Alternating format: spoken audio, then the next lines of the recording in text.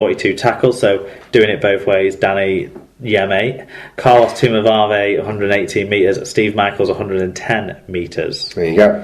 Tyler Casfan got in touch. He said totally different attitude from the Giants, excellent defence and a team spirit that's not been evident for most of the season. Dave Cantrell said that the Giants' resurgence continues. We beat the top team, so now we're top, right? Not quite. And Scoots got in touch. Sarah, she said, we got the result our last few league performances have deserved. Hopefully it will be the kick we need to start performing better. We badly missed some players, not sure if they were really injured or just rotated. Interesting to see. Okay, so to Friday night then, and Hull KR took on Warrington over in East Hull, with a lot of people expecting a Warrington win, and actually 12-man Hull held on for a point against Warrington. Hull KR massively buoyed by the return of Ben Cockayne in this one, who'd been out for about 5 weeks, I think. His organisation, say what you want about him as a human being, I know you're not necessarily his biggest fan, but in terms of what he brings to them attitudinally and in terms of organisation from fullback, he had a big impact on this game from what I understand, so that helped things along the way. But credit to Hull KR for having the resilience to hold on to a 16-point draw when you were down a man. Well, even the fact that they had to come back late into it, they were ahead at half time, I believe. Chris Green doesn't like playing against former teammates, does he? Not at all. But at least he picks on the big ones. You can't argue with that. Well, he had to go at Travis Burns earlier in the year, didn't he? Yeah, fine. Travis Burns is big in a different way. Yes. Mouth. Fat.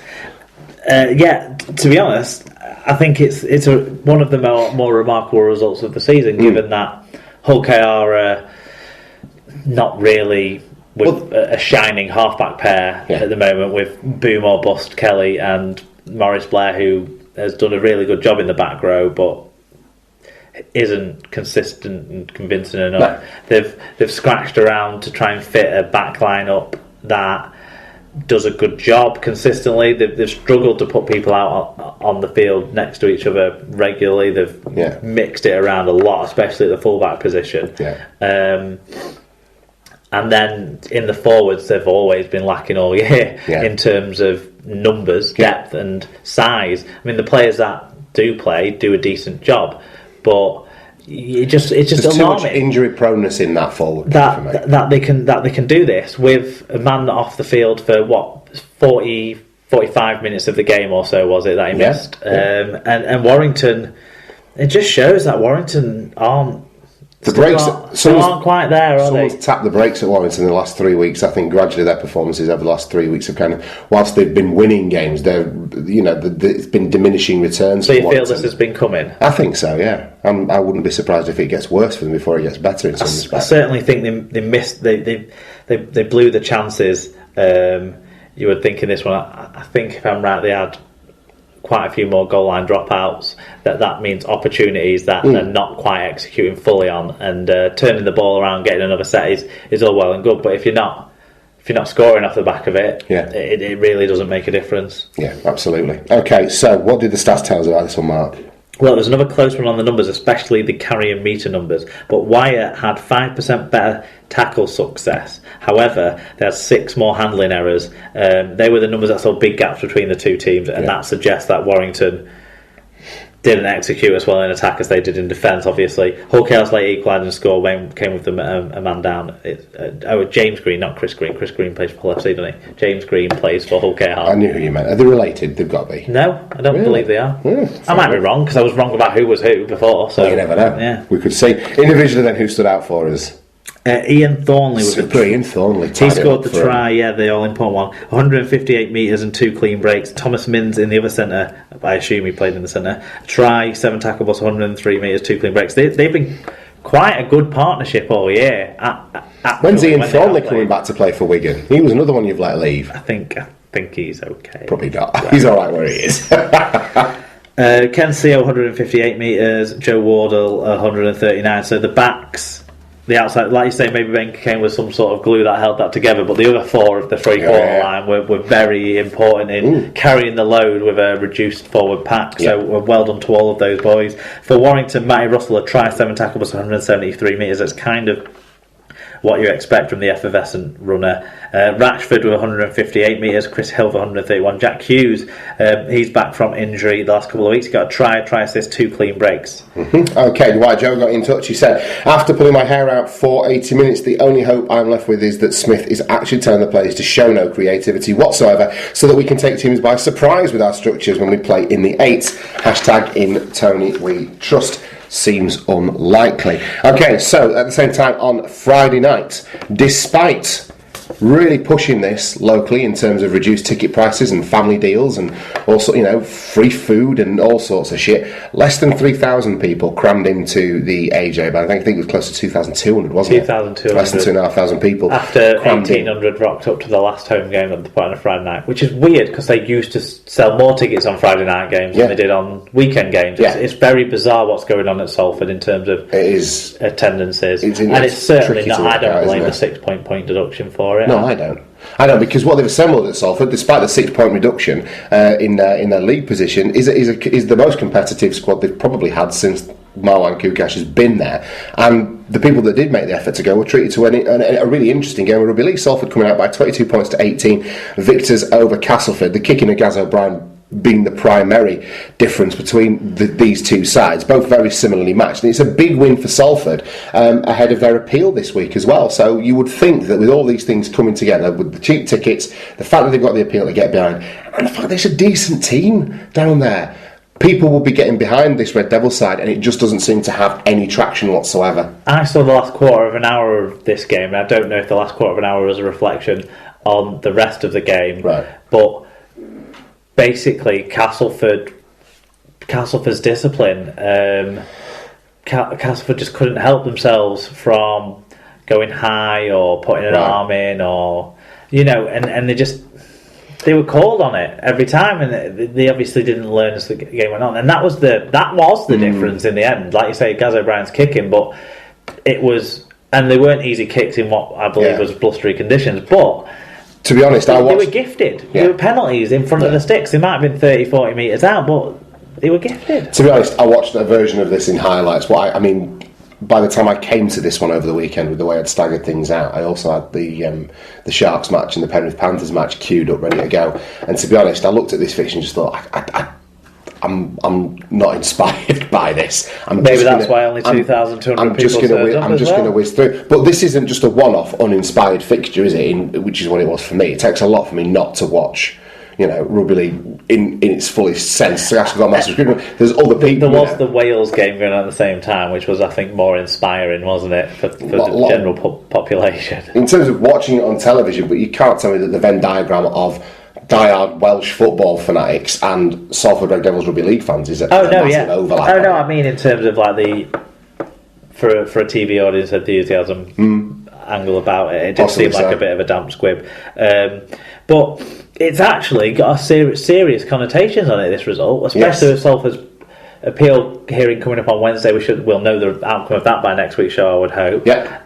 We'll know if Marwan's facts are what they say or if they are on the side of a red bus. We will learn about those sorts of things. Do you mean you shouldn't believe everything you read on a red bus, Mark?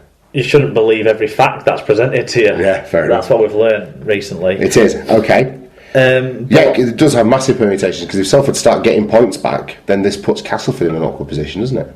Well, Castleford are already in an awkward position. Well, true. They're the team, you would say, Widnes, maybe with their decent points for and against, are possibly safe, with the exception of Salford having a positive for and against as well. Yeah, could usurp them.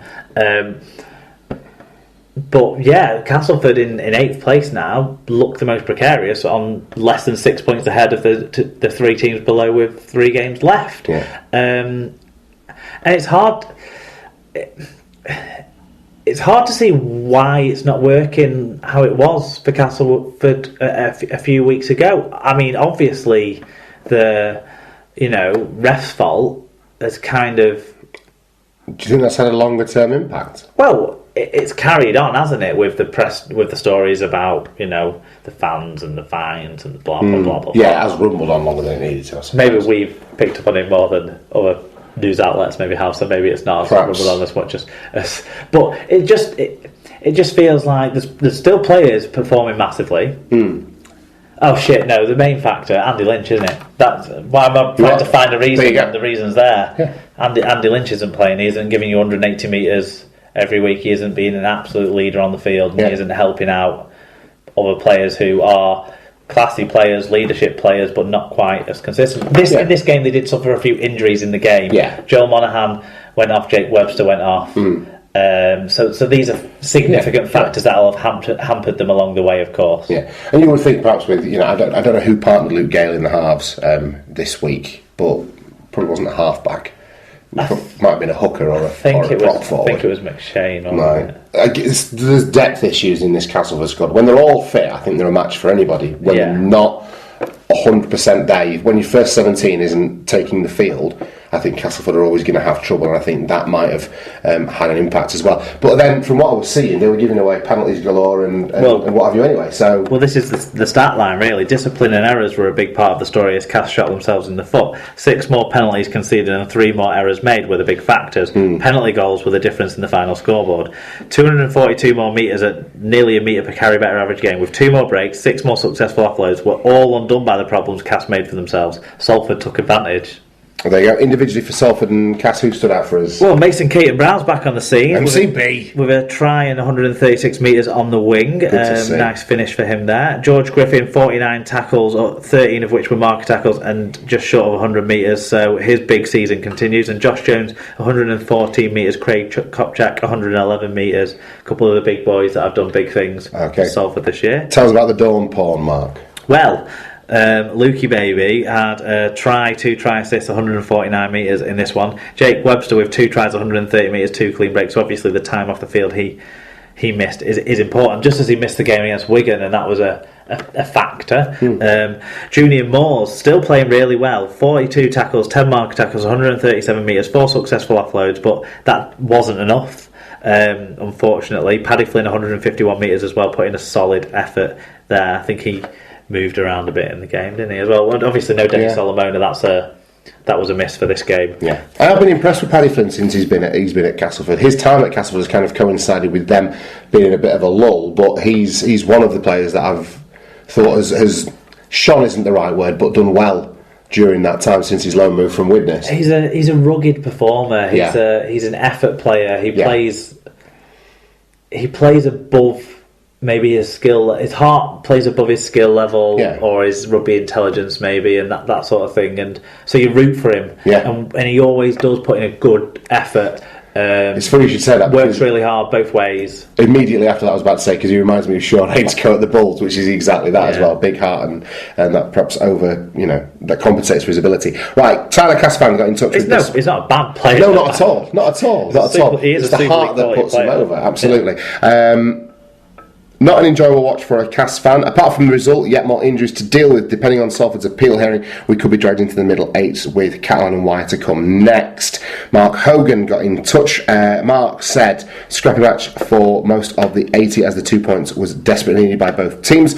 Young Sean Kenny kept up the tempo when Logan went off, which is what we have been lacking of late. Around a blinder and pulled us right out of the shit with his kicking. The penalty kick from near halfway sealed the deal. Let's see what Wednesday brings. Yes, there'll be a lot of young Kenny. They've signed from Warrington, haven't they? From Warrington sort of under 20s squad, and obviously they keep finding these players who they can plug in and have a little bit of an impact, and it sort of fades. So hopefully this isn't that way.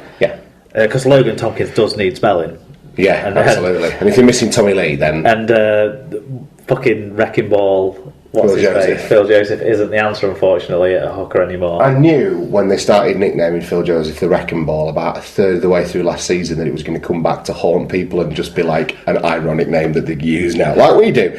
Okay, Saturday afternoon then, Catalan Dragons were celebrating 10 years, not exactly to the day, since their victory over Wigan in their first game in Super League, but this was the fixture that they were basing their 10-year celebrations around. Well, they always have a big sort of summer party anyway, don't they? And Wigan bring a lot into town, and the crowds are usually good. And there was virtually a sellout, virtually 12,000 people at the Gilbert Brutus to watch this one. They weren't necessarily treated to to the best of rugby league fare, I didn't think. I wasn't sure whether or not it was a case of Castleford struggled to get going because they were not overwhelmed by the occasion, but they were distracted by it, or whether or not it was the fact that actually their forward pack was really well stifled and matched by Wigan's, and I was really impressed with that because I genuinely thought that Catalans were going to get over the top of it. Your little Freudian slip there when you said Castleford, not Catalan. Did I say Castleford again? But that's perfect.